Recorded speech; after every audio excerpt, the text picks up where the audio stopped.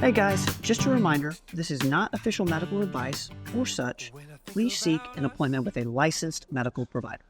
Welcome back, everybody, to another episode of Dive Into Diet on Performance Medicine TV. I'm with the star of the show, nutrition coach Lucas Schmidt. Lucas, it's good to see you today, man. Hey, you too. We've had some really interesting topics on these segments, and today is no different. It's one of those words you see in the health and wellness community, and we've talked a little bit about it, on our other shows. Mm-hmm. Nattokinase. Yes, nattokinase. What is this thing? It's an enzyme that comes from fermented soybeans. So I make these like roll eyes because it's like I don't know how we got here. I don't know how people discovered this. I like to theory craft the origin of things and totally BS it. But this one I think will follows true. Natto is a dish served in mostly Japan.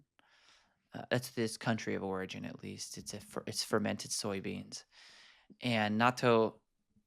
People who consume lots of natto tend, at least in like Okinawa area, there's a lot of things they do that make them live longer. So people have studied these people for years. They discover this dish, so they're like, well, maybe it's contributing to their health. Let's look into it and figure out why. That's my assumption as to why they've discovered the compounds of natto.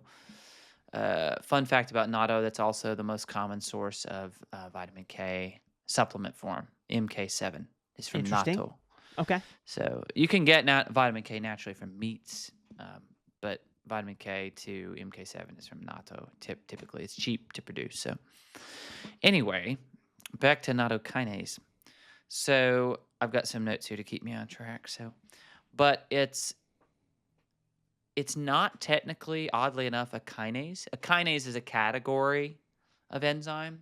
Even though the word kinase is in the name, nattokinase, it's not a kinase. It was given that name because because the food it's named after. So, a kinase enzyme adds a phosphate group to other particles such as proteins and sugars to help regulate signaling, but it's not one of those. Okay. It's actually a serine protease, which means similar to what we've talked about before, which is serapeptase. It cleaves a peptide bond in proteins. So it's actually in that category, nattokinase. Just semantics for the name. It's not that important. So it's named after nattokin, which is the name of the protein that produces it. Or the bacteria. So serapeptase, I mentioned in the last episode, is produced by a bacteria. This is also produced because the fermentation bacteria. It's called nattokin. Is the name of the bacteria that produces nattokinase. Interesting. So out of the origin of it, so let's move on. Like therapeutic use, that's really why people are probably listening. Like, just tell me what it does. I don't care about where it is from. That's how I am. If I'm watching, I go on podcasts and watch them. Like I have some channels I follow, health channels, and I always give the history of it. I'm like, I don't care. Just skip to the sort of like cooking channels too. People are like, my grandma made these cookies. I don't care about your grandma. Just tell me how to make them. So. And here I am rambling on regardless. All right, so therapeutic use. This is highly experimental. Just like serapeptase, I want to caveat, this is highly experimental, even more so than some of the other things we've talked about. So, but let's go into it. It is a I want to get these words correct, so I'm reading them. Fibrinolytic, which means clot cleaving. Ah, okay. Clot cleaving, break up the blood clot. It has a strong effect in that regard, and it works by inactivating plasminogen activator inhibitor 1. And that particular inhibitor, if it's elevated, is a risk factor for thrombosis and atherosclerosis, which are common phrases and dangerous for the heart. So it's essentially a supplement that can help with blood clotting. The research is limited, I will say that. I even put that in bold, so that must mean it's important to remind me when I'm talking about it. One study showed no effect when using nattokinase. However, this study used a far lower dose than most studies use of nattokinase. It's lower than the standard dose that they use in the study, so that might be why if you use higher doses, you could get the effects you want. So what are the possible uses? Blood clot lowering, blood pressure lowering, pain relief, similar to serapeptase as we've talked about. And then here's a very specific study that's being run. It's being studied right now for post-stroke recovery because it could increase the circulation of uracil, which is a hormone-like peptide that when it's in higher doses has a very long list of health benefits. Interesting. Yeah, if you have high levels of uracil circulating, that's apparently desirable.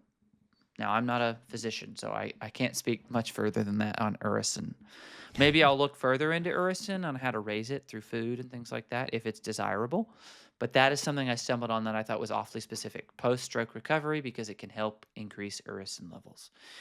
So, and then finally, risk factors. As with serapeptase, but this one was actually more specifically mentioned on the blood thinning effect. You don't want to take it if you're taking blood thinners. So, warfarin, aspirin, Coumadin, things like that. And serapeptase, Warfarin. I remember, is kind of similar. Yeah. You again It's talk to because of that your doctor protein. about this. It's because of that protein cleaver. It's a protein cleaver. Sounds brutal to me. Well, is this a capsule? How are people taking this? Capsule form or eating natto. Okay. Is there But it's- dosing you like? Or I don't have the dosing size on it. I should, but because it's so experimental, I hesitate to. You know, what I recommend is you ask your doctor, and they may know about it. Okay. It's not a. I don't know that it's a super obscure supplement. I think it's sort of an up and coming.